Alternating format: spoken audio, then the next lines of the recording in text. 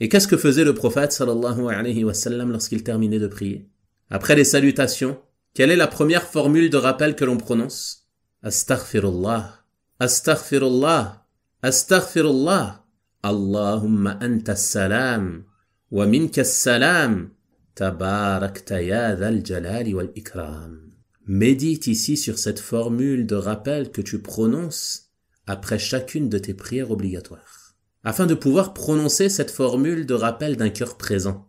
Tu viens de prier, de te tenir debout pour Allah subhanahu wa ta'ala, de t'incliner, de te prosterner, de faire du dhikr, de réciter du Coran, de faire des invocations.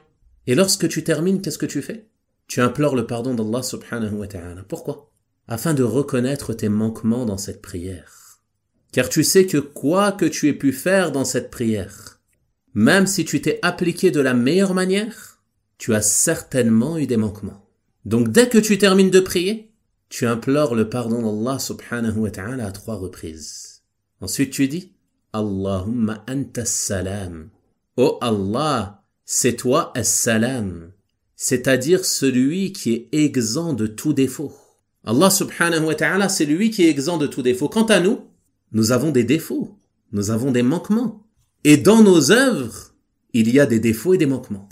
Et parmi ces œuvres, cette prière que l'on vient d'accomplir, il y a dans celle-ci des défauts et des manquements. Allahumma anta as-salam, c'est toi as-salam, wa minka as-salam. Et de toi provient as-salam, c'est-à-dire, c'est toi qui accordes le salut à qui tu veux parmi tes serviteurs. Et entre dans cela l'acceptation de la prière et de l'ensemble de nos œuvres, et également le pardon de nos péchés et de nos manquements.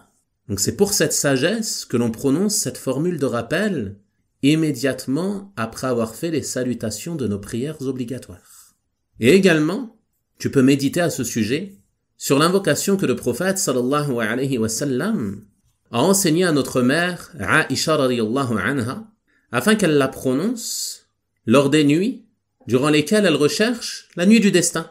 Elle lui a demandé de lui enseigner une invocation qu'elle prononcerait si elle savait que c'était la nuit du destin. Quelle est l'invocation qu'il lui a enseignée? Allahumma innaka afoun tuhibbul afwa fa'fu anni. Oh Allah, tu es pardonneur, tu aimes le pardon, alors pardonne-moi. Pourtant, qu'est-ce que tu fais durant ces 10 dernières nuits de Ramadan? Tu redoubles d'efforts dans l'adoration d'Allah subhanahu wa ta'ala comme tu ne le fais durant aucune autre nuit de l'année. Ces nuits sont certainement les meilleures nuits du croyant durant son année. Et alors qu'il est en train de redoubler d'efforts dans l'adoration, il demande à Allah subhanahu wa ta'ala le pardon. Pourquoi? Car il sait que malgré tous ses efforts, il a certainement des manquements. Et comme il ne peut pas combler ses manquements, il ne peut que implorer le pardon d'Allah subhanahu wa ta'ala.